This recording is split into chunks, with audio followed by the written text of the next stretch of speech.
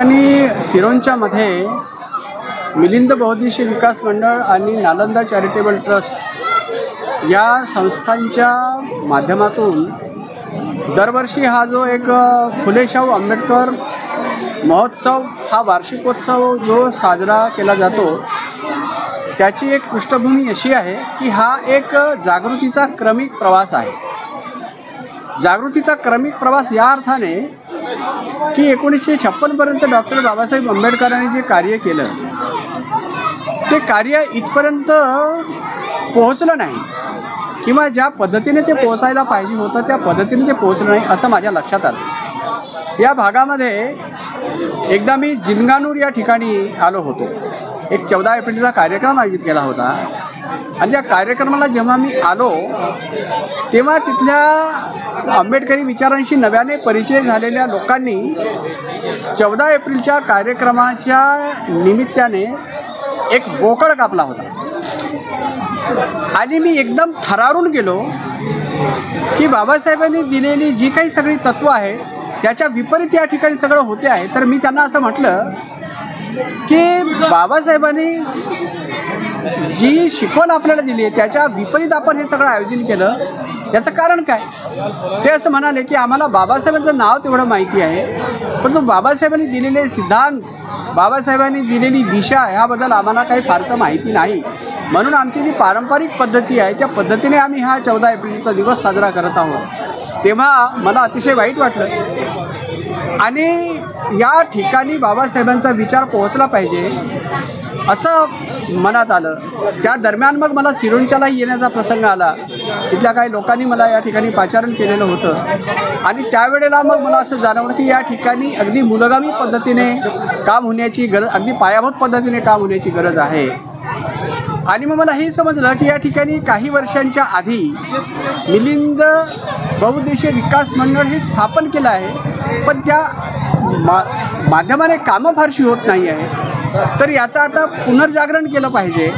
तेव्हा या ठिकाणी आमचे जे सहकारी आम्हाला लाभले होते, जे माझ्या संपर्कात आलेले होते, एक शंकर कावरे शिक्षक आणि दुसरे सखाराम झोडे शिक्षक, हे 2 जिल्हा परिषदेचे जे शिक्षक आहेत हे माझ्या संपर्कात आलेले होते। आणि मग त्यांच्याशी ही चर्चा करत असताना जो भारतभरामध्ये महानायक कांशीरामजींच्या माध्यमातून चाललेली जी काही एक बहुजन चळवळ होती त्या चळवळीला घेऊन मग या ठिकाणी कार्यक्रमांचं, प्रबोधन शिबिरांचं आयोजन करण्यात आलं आणि तिथून मग या मंडळांची जी वाटचाल आहे ही अशी जोमदारपणे सुरू झाली। केवळ शेड्यूल कास्ट लोकांसाठी काम करायचं नाही तर जो काही तमाम दलित, शोषित, पीडित समाज आहे, SC ST OBC मायनॉरिटीचा सगळा समाज आहे, ज्याला बहुजन समाज म्हटलं जातं, या संपूर्ण बहुजन समाजासाठी काम करायचं आहे, तर मग एक अधिष्ठान या ठिकाणी उभारण्याची गरज आहे।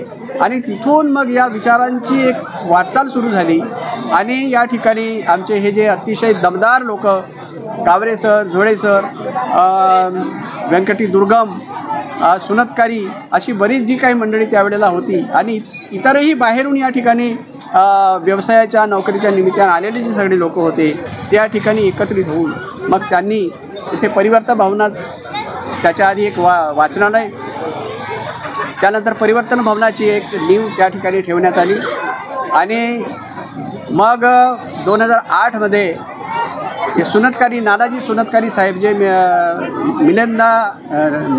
नालंदा चॅरिटेबल ट्रस्टचे जे अध्यक्ष आहेत, तर त्यांनी बनते सुरेश ससाईंना या ठिकाणी पाचारण केलं आणि मग तेव्हापासून विशेष करून 2006 पासून मग एक मोठ्या प्रमाणामध्ये या ठिकाणी या मेळाव्याचं आयोजन केलं जात आहे। या मेळाव्याच्या माध्यमातून आम्हाला असं म्हणायचं आहे की फुले शाहू आंबेडकरांचा विचार, तथागत सिद्धार्थ गौतम बुद्धाचा विचार हा या संपूर्ण भागामध्ये अशा प्रकारे आता पसरत चाललेला आहे।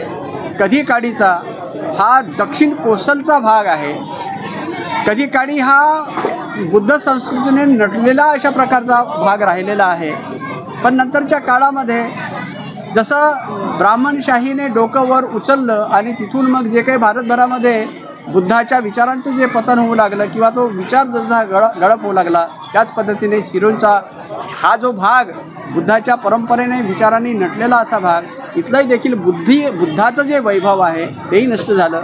त्याचं पुनर्जागरण करणे एक प्रकारे असं समजा की जे आम्ही गमावलेलं आहे, जी सांस्कृतिकता आम्ही गमावलेली आहे त्याच्या पुनर्प्राप्तीचा हा एक मोठा प्रकल्प आहे.